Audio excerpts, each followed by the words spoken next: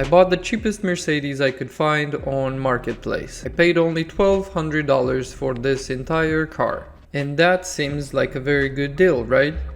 But as you guessed it, the engine doesn't run and we don't know what the problem is with it. The dealership said it's $9,000 to replace the engine.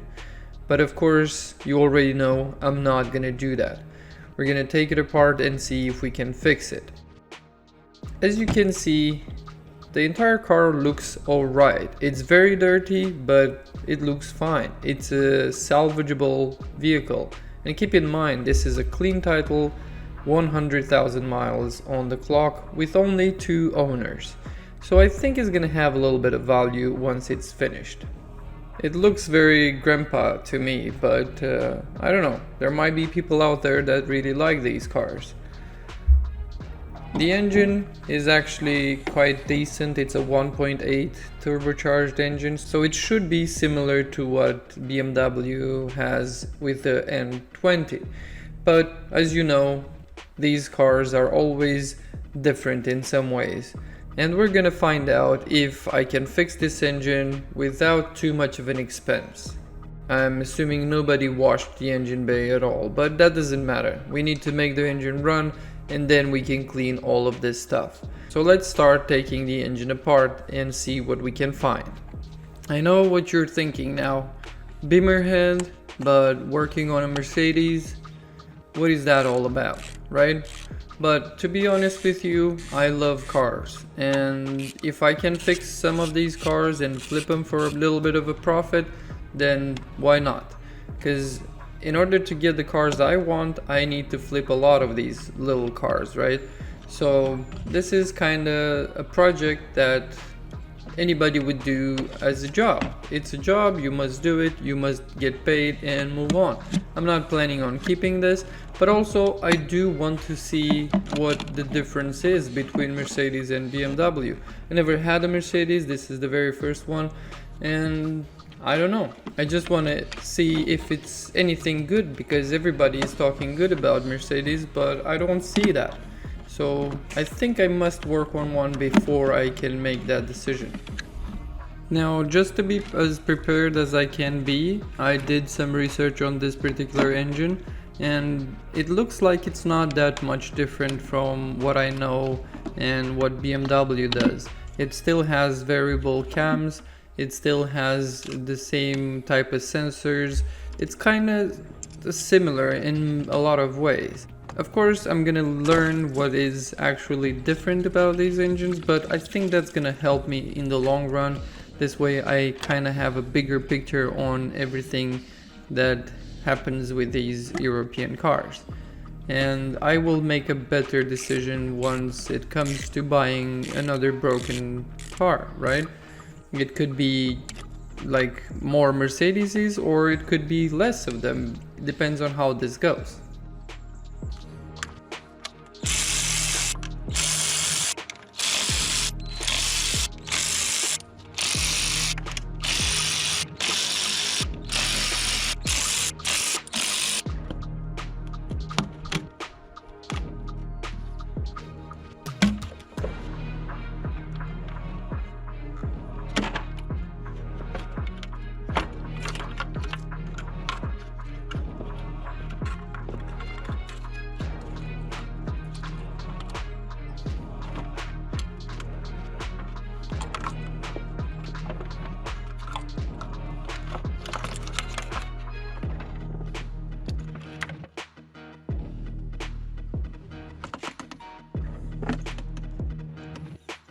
If you haven't spotted the issue, let me tell you. The timing chain has completely fallen off the gears, and that's kind of bad because the valves will stay in one position and the piston can hit the valve and break the valves, right?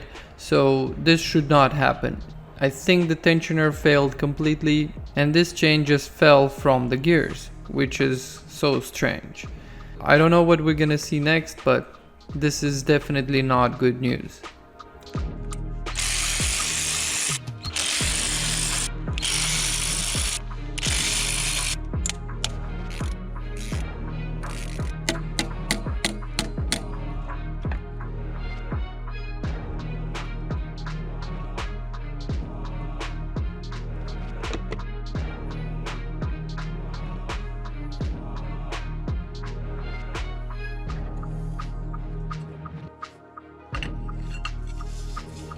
This way of locking the crankshaft is a trick that I've seen online. You basically use the accessory belt and you overlap it so that it holds the crank in position. It's quite simple and effective.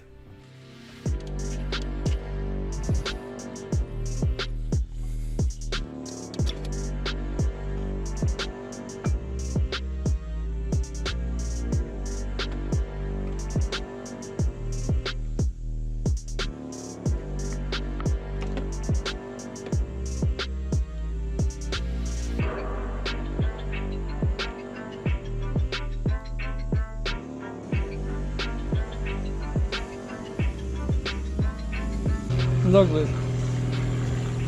Yeah, that'll do it. Whoa! That's crazy. Look. What? That's exactly where I'm looking. What in the front? Do you know what that is? No. The tensioner. That's not good. Okay. Timing chain kaput. Okay, so that confirms it. The tensioner failed and the timing chain just slipped out. So we just need to replace it, put a new timing chain on it, and it should be good to go.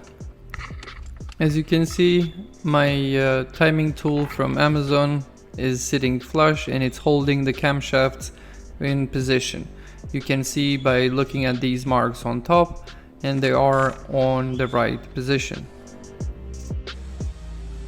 So I've installed the new original timing chain guides and tensioner, and as you can see, both sprockets are in the right position, so the engine is timed correctly now. And with the help of some editing, everything got back together really fast. It actually took about a day, but let's just go over that and let's try and see if this fix is actually good for something.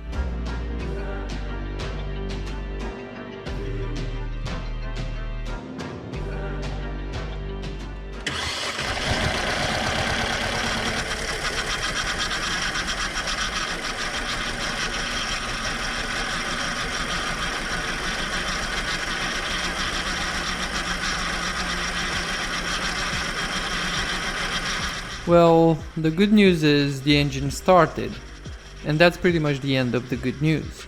You can hear that whine, that's just the power steering, but that's not a problem here, because I can just top it up and it will be fine. The problem is the engine is misfiring, so there is something still bad with this engine. Now I'm thinking maybe I forgot to connect some of the plugs, like an ignition coil or something like that, or maybe a sensor somewhere is disconnected. I'm just looking over to see, maybe I'm lucky. All the connections looked okay, but I still decided to clean them. Maybe that's the problem.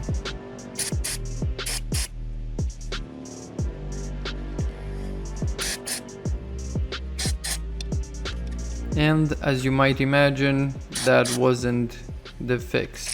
So I've decided to remove the coils, remove the spark plugs, and run a compression test. Cylinder 1 had good compression, cylinder 2 also very good, cylinder 3 only like halfway, so that's no good, and cylinder 4 zero compression. So that tells me that something is bad. So I put in the endoscope and this is what I found. Can you see those marks on the valves? That's where the pistons made contact with the exhaust valves.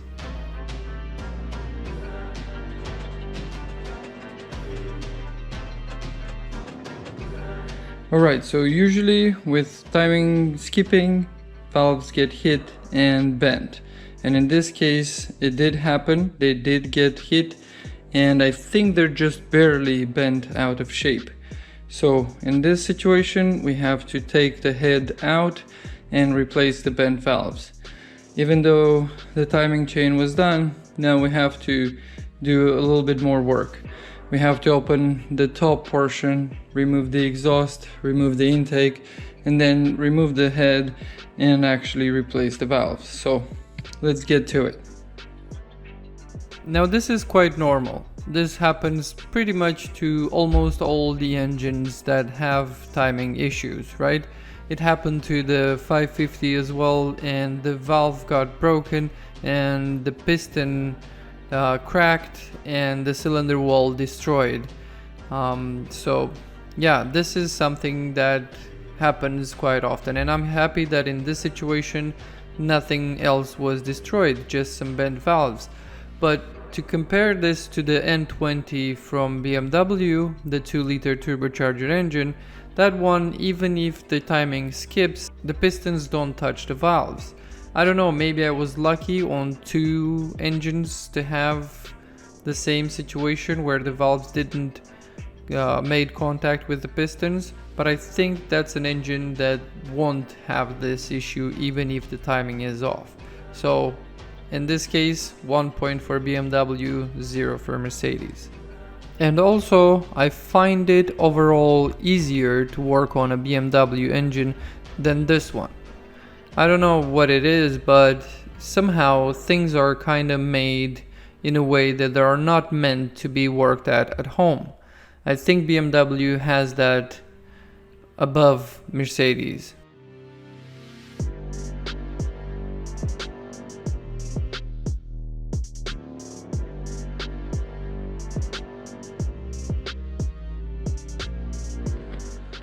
Okay, so we finally got the head out. The pistons and the cylinders look okay. They do have some marks from the valves, like you can see here, but that's nothing. That's okay. They all do have it, so that means that all of them might have been affected a little bit, but the really obvious one was this one had 0 compression, this one had like 40 or 50 psi, and these had about 120, so these should be good, but those two should have some problems. And this is how everything looks disassembled.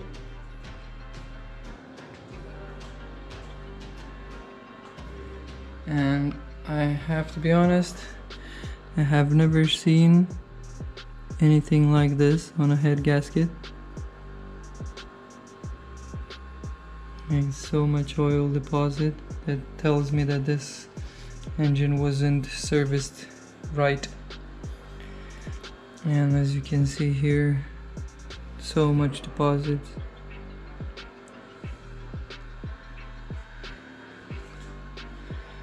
The oil was not changed in time. And as you can see, the valves don't look very bad. They're not out completely. But when you do this to the last cylinder, I don't know if you can tell, but you can see the light through the valve and it should be all shut.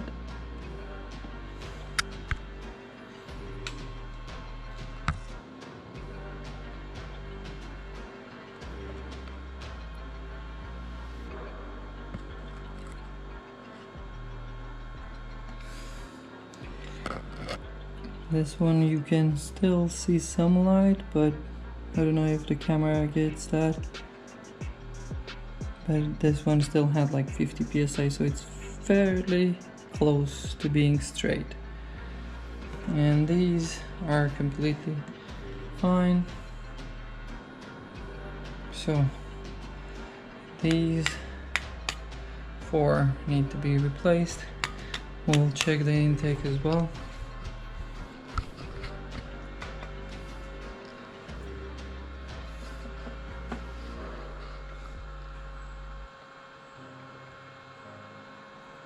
I'm not seeing any light, and also as you can see, there is no hit marks on them. These ones do have the hit mark on that edge, but not on the intake side. So just the exhaust, 4 of them need to be replaced. This whole thing needs to be cleaned, new gasket, and everything can go back together. Some of you asked in the comments to leave this part in where I clean the parts and you get to see the result. So I left it in, and just to explain it really quickly, it's a lot of brake cleaner, a lot of wheel cleaner, and some scuffing pads that are not very abrasive, like 800 grit, I would say.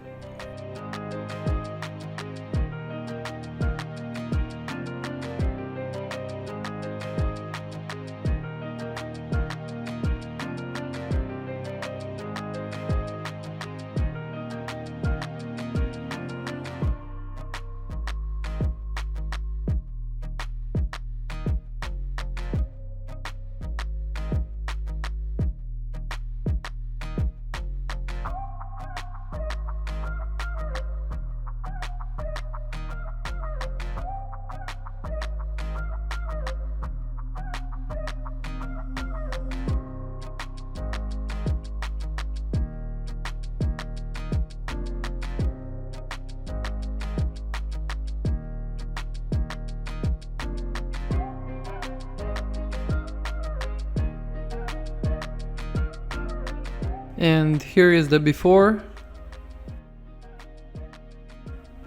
and here's the after. This took about 4 hours just to clean. Because I don't have the proper tools, I do need to take a lot of time to clean the parts. And I don't know if it's actually necessary to clean to this extent, but I like to, so.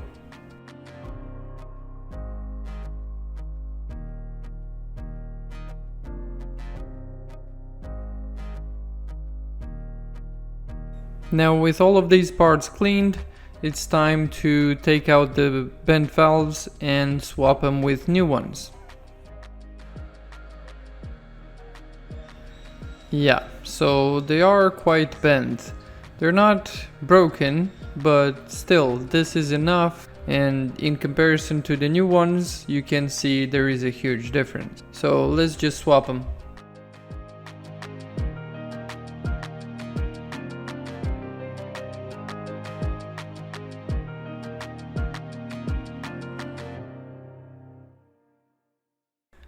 This is a very basic test, but very efficient. You need to fill in the spot with gas and leave it for about 10 minutes, come back, and if everything is exactly the same, you're safe to go ahead and continue. It means every valve has sealed properly. Now with everything cleaned and fixed, it's time to reassemble the engine, and hopefully everything will work as it should.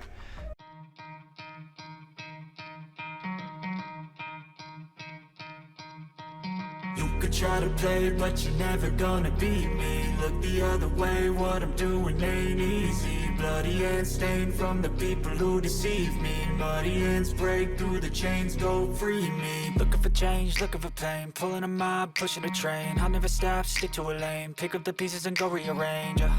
I'll be the best above all the rest, put me to the test and expect nothing less, you check as I'm chess, what's happening next, yeah. He got the venom, a tangible weapon, no coming in second. This life is a lesson, he got a new engine from pain, that's a blessing. New focus, no guessing, just bold and obsession. All in his possession, you got their attention. I'll leave an impression and take your redemption. Just kill no discretion, your mind is a weapon. 11-11, it's time for progression, You could try to play, but you're never gonna beat me. Look the other way, what I'm doing ain't easy. Bloody hands stained from the people who deceive me. Muddy hands break through the chains, go free me. People like sheep move feet, hurt it easy. You don't wanna be fast asleep when they scheming.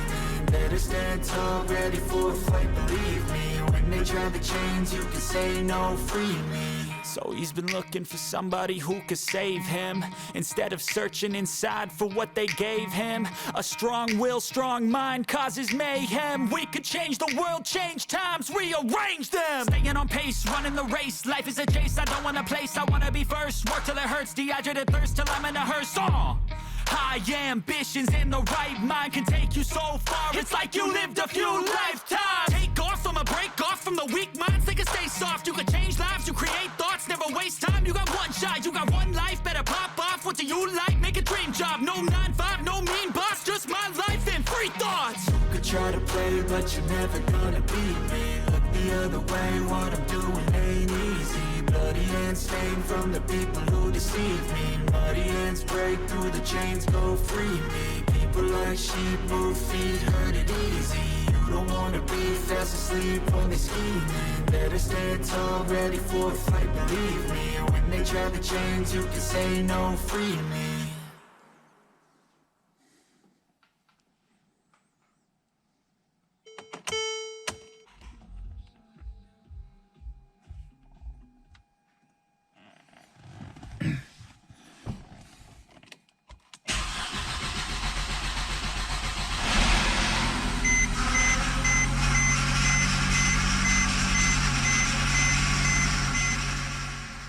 Now this time everything runs okay, it's not misfiring, so let's just take it for a test drive.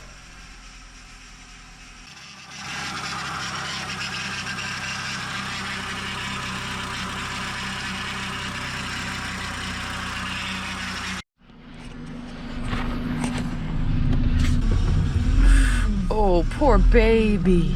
This power steering pump is complaining quite a bit. It needs oil, but that's not the point here. We're trying to see if the car drives okay. It's released. Oh man, Look, this is cute. Film on the dashboard. This is freaking There's cute. Why does it look so cute? Why is there a cup of tea? It's a measurement of drowsiness or something. I don't know exactly how it works, my but God, are you it's like serious? recommending you to stop and have a cup of coffee or go to sleep or something. I don't know. I think that's what that is. Wow, that's special. Okay. It's special. It's Okay. something. I don't know exactly how that works. The steering does make a lot of noise, but How does it feel running. otherwise? Makes noise, but it It doesn't feel bad because the car is moving, so yeah, it's easier. yeah. But It might have an exhaust lick. That sound. yeah.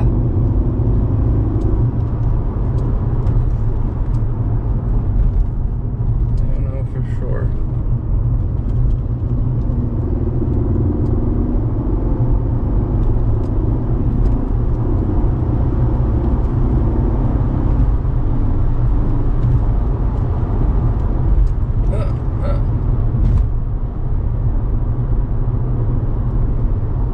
Check engine light on. Okay.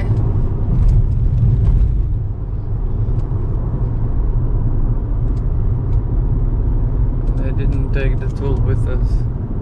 Let's do a turnaround. That would have been a good spot.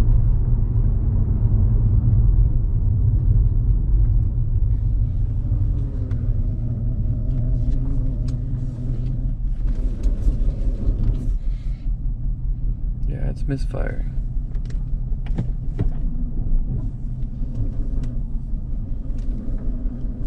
One cylinder misfiring.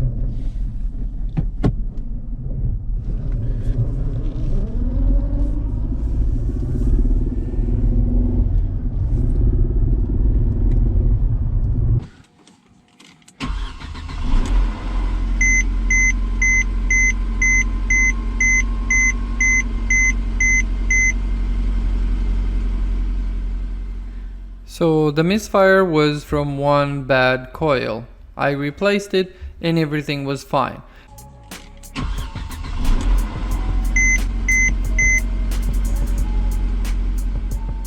Even though everything seemed better, I still had the check engine light on, and this is the code that was constantly showing up.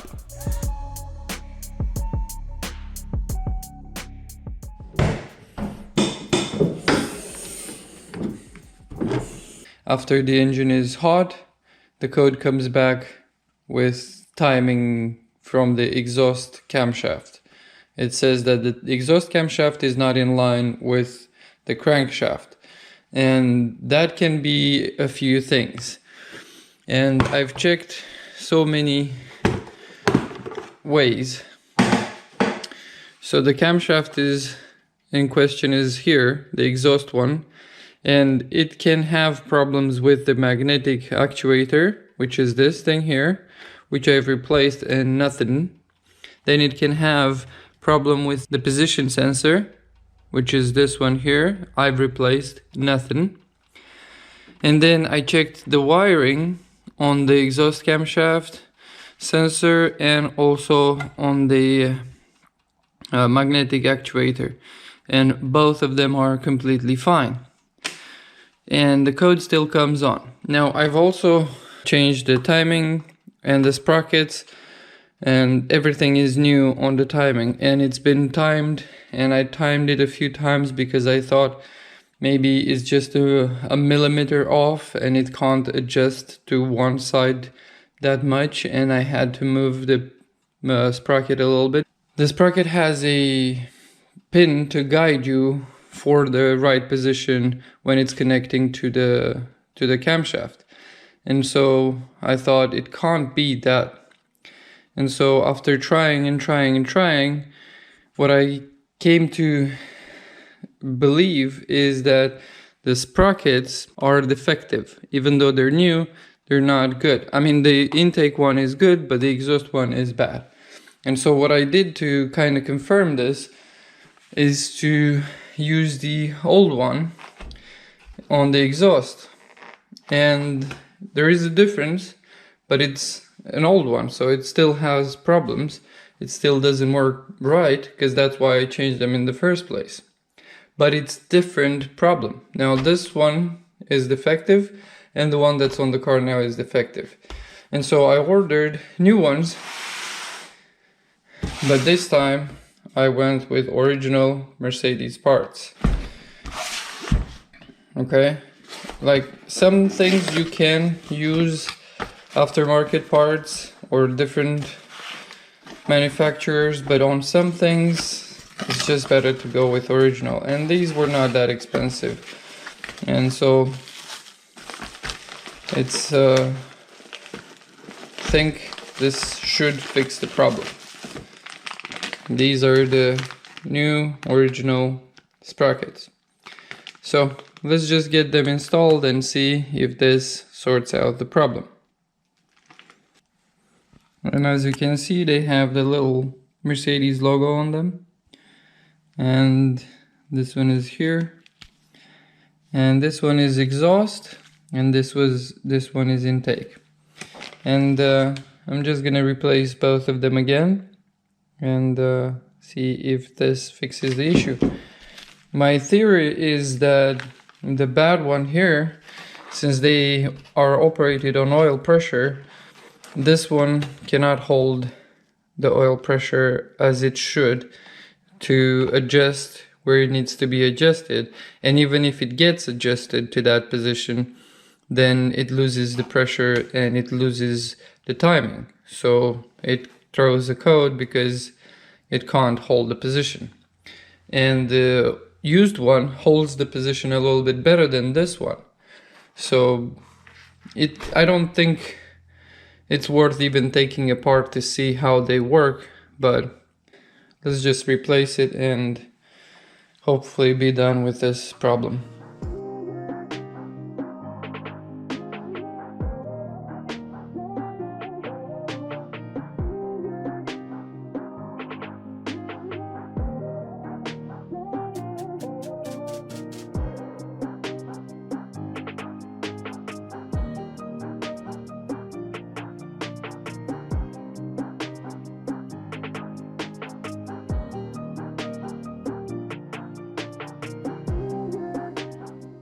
Okay, as you can see, both gears are removed. Now, normally you have to remove the tensioner that tensions the chain and on this guide, which is all the way down there, and you have to remove a lot of the parts there. And so, in order to avoid all of that, I'm just gonna put some pressure on the tensioner, and hopefully I can just compress it back so I can slide in the gears, which I did before and it kind of works, so we'll do that.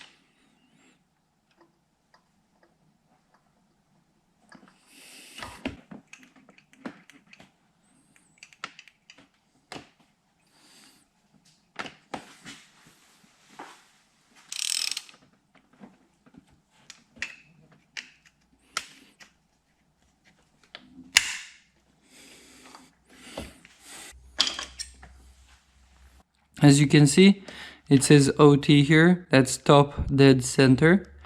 And that needs to be aligned with this little metal thing.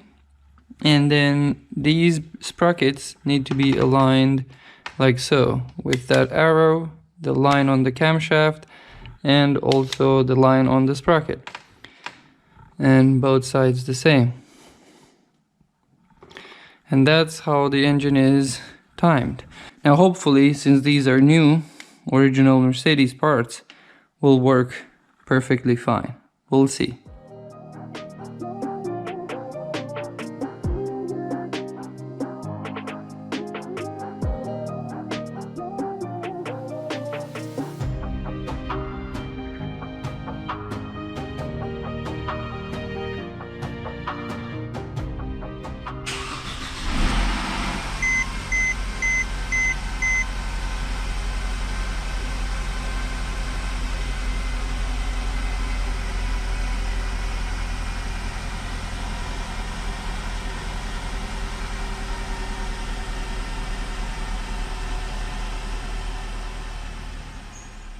Okay, now everything seems to work a little bit better and we have no codes. So let's warm it up and see if this is any good.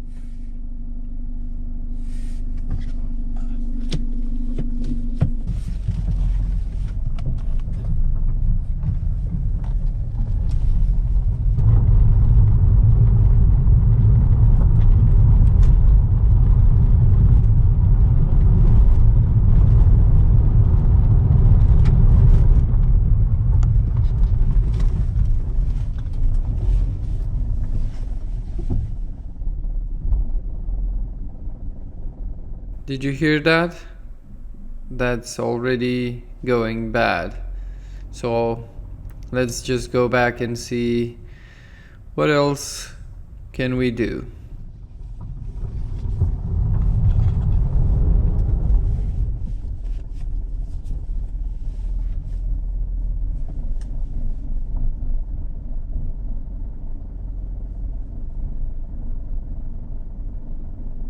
We've changed the sprockets with original sprockets from Mercedes, and the code for the exhaust camshaft still comes on after the engine is fully warmed up. So at this point I'm thinking only lack of oil, but if that's the case, why is it only coming onto the exhaust and not onto the intake as well? So it's not that low, but I thought about it. And since we already changed the oil filter, we changed the oil, I thought maybe the oil is too thin or something. Or since we haven't fully disassembled the lower portion of the engine to see if the pickup tube is clean or not, I thought maybe the pickup tube has some stuff in it that doesn't help with the oil pressure. That's like stopping some of the oil going through, and a little bit of oil pressure is going down. So what I did is go ahead and pull the pan, and as you can see here, I didn't find any plastic bits, but there is a lot of sludge, so that's a good thing. It's gonna get cleaned.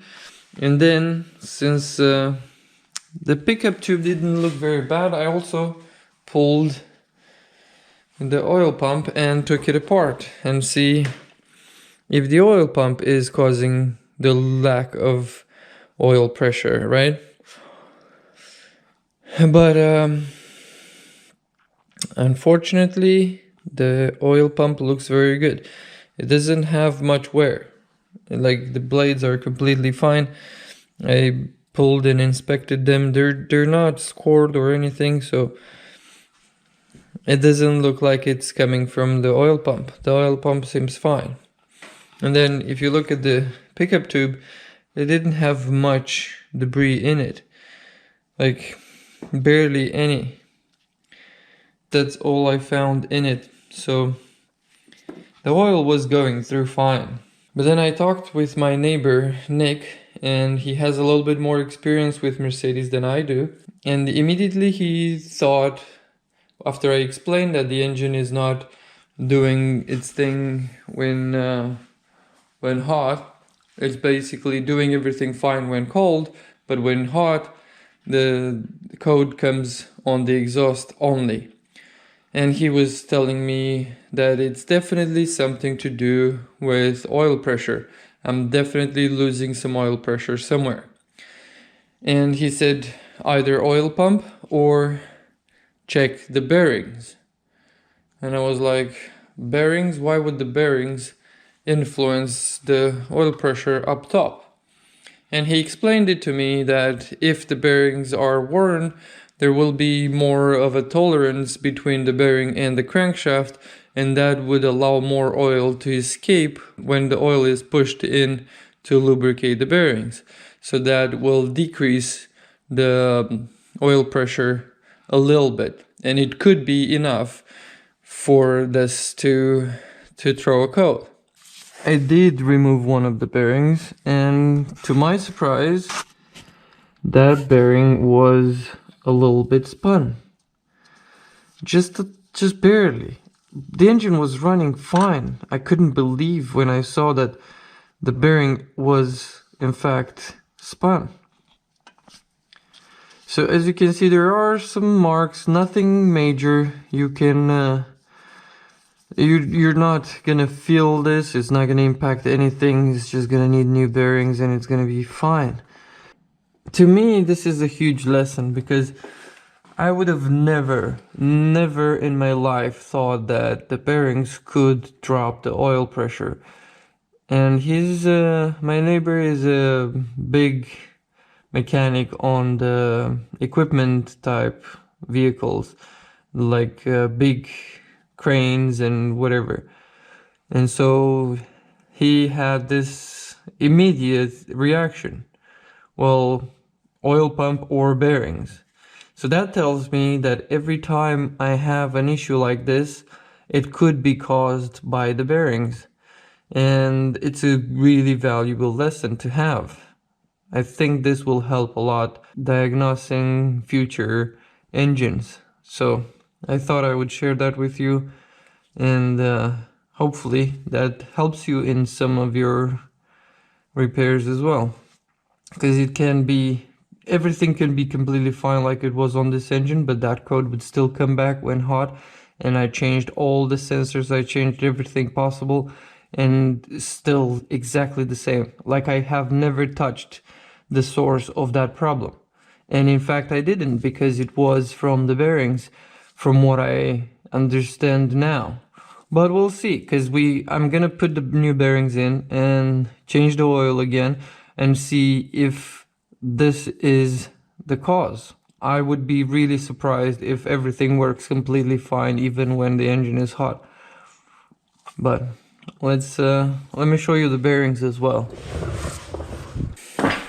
Now this is one connecting rod. As you can see, it's a tiny bit dark in color, but that's not bad. I mean, it didn't have the time to destroy anything else. Like you can see, the tab is completely gone. It's like it's bent inwards, so it definitely spun, and you can see it's down to copper, and it barely smoked a little bit. So yeah, I think this was caught in the perfect time. And it's strange to me that this was there even when the timing failed. So it's like everything failed at once. They ran the car with low oil or very sludgy oil, and it wouldn't do its thing and destroyed everything, bearings. And good thing the timing failed first, I think, because this would have destroyed the crankshaft. So let's take apart the rest and see what else we can find. The oil pump needs to be cleaned and reassembled. It's completely fine. I'm surprised that it's not bad. And yeah, just clean it really well and put it all back together.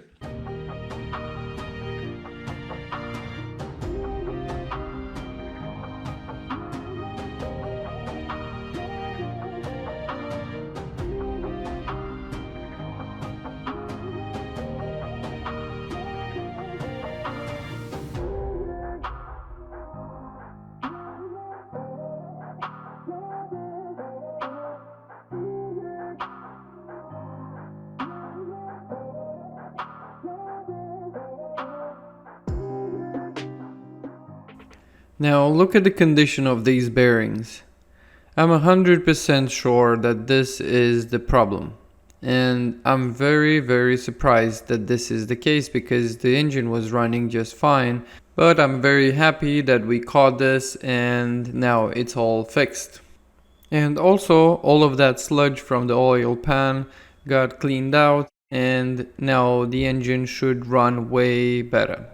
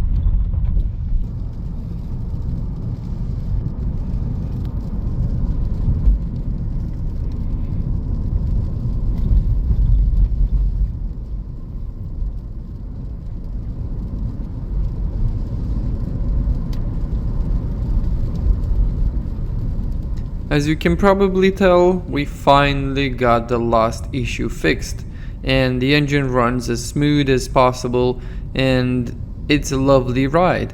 I didn't think I'm gonna like it, but I do like how it rides.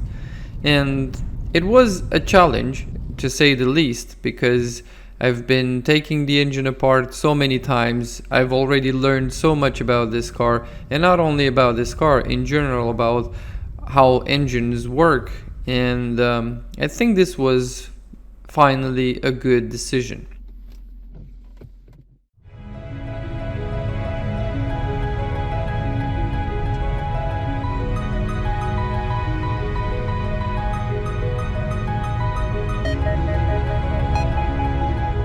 My cheap Mercedes is finally mechanically sorted, but it really needs a good clean, inside and out.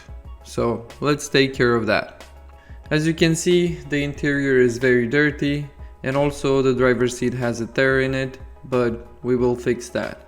I have a little bit of experience with sewing leather from the past when I was reconditioning steering wheels, and that's gonna come in handy here. But look at the overall interior condition of this car. It looks very dirty and it seems like nobody washed it in a long time. And it desperately needs a good clean.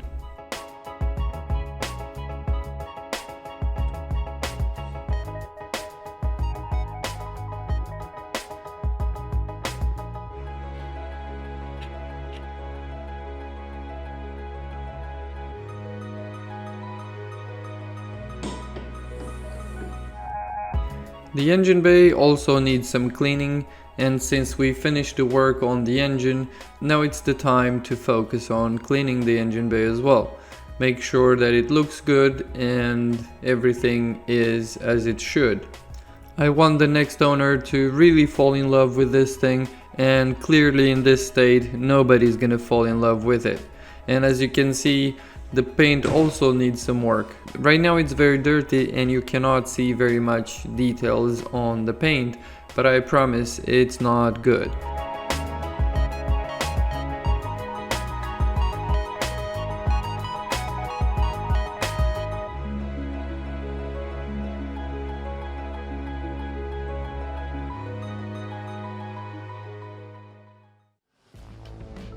Now at the interior, the very first thing I did is to sew the seat back together. It's not pretty, but it's all gonna hold very well. So let's move to the cleaning part. I usually like to take the seats out so that I can clean the carpet all the way, but in this case I looked under the seats and it's completely clean, no stains, no spills of any kind, so I was okay to go ahead and clean it without removing the seats.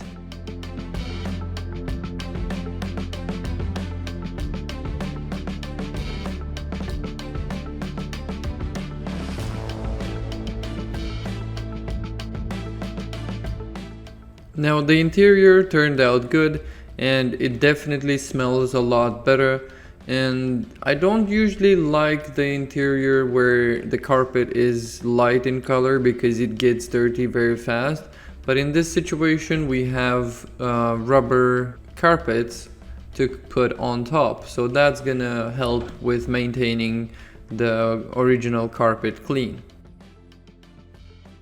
The back seats were actually in decent shape, so it didn't require much work to get it clean. I did it anyway just to refresh the smell of the interior.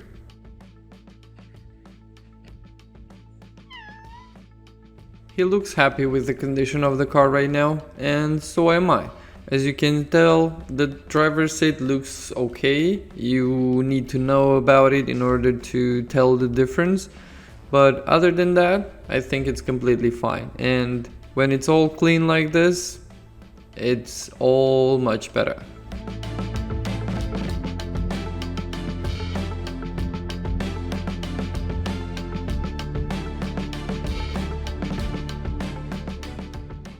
Now it's time to take care of the engine bay. And when you take the car outside, it's even more clear that this needs to be cleaned. And I know most people will never lift the bonnet to enjoy the actual result, but for me it makes the project feel complete. I know I've done everything I could to bring the car back to life as it should be.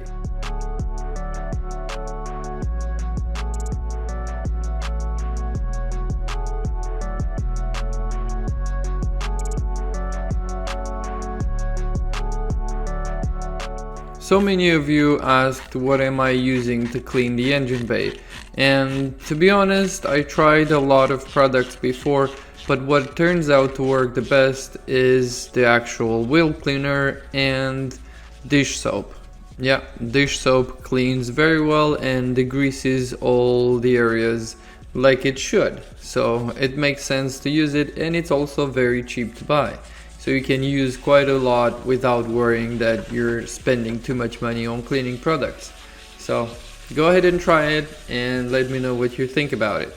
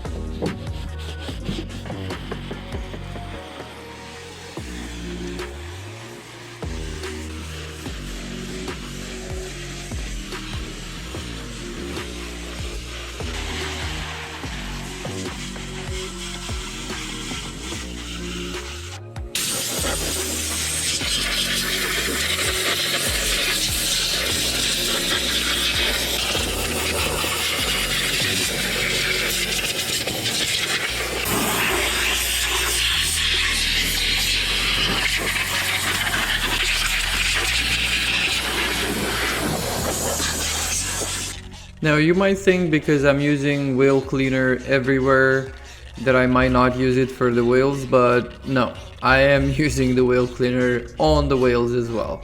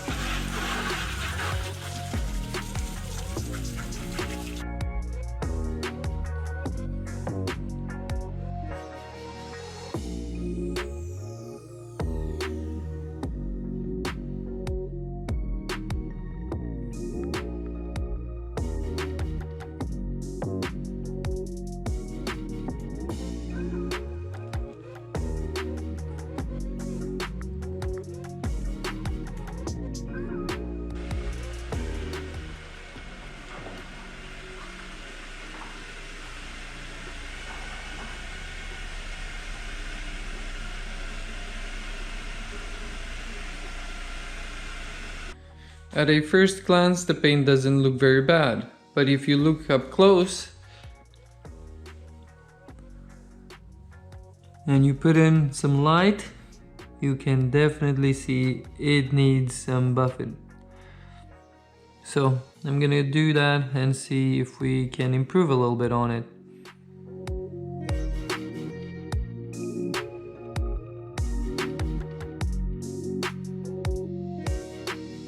This is such an improvement.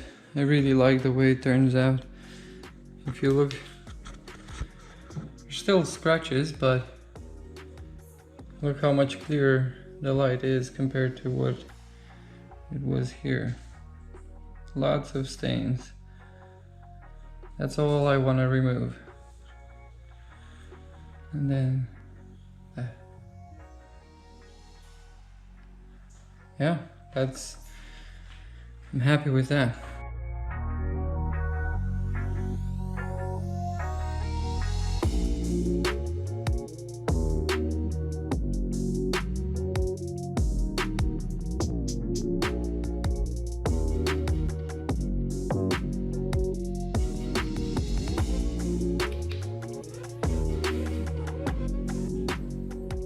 I am not doing very much, but clearly you can tell there is a big difference. And look at this side, it's full of scratches, and after some buffing, this looks amazing. So I'm thinking it's definitely worth doing. So I did the entire car, and now let's have a look at the end result.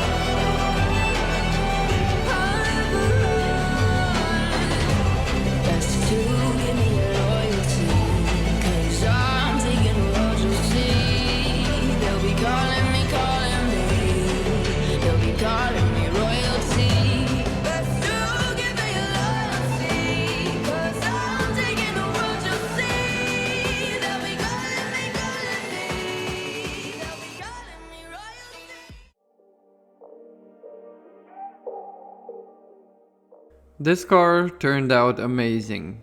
And to be honest, it kind of changed my mind about Mercedes. I thought they were not as attractive, but working on this car and having it finished to the level it is now, it does make me wanna have one for a while and actually drive it and see how it goes in the real world.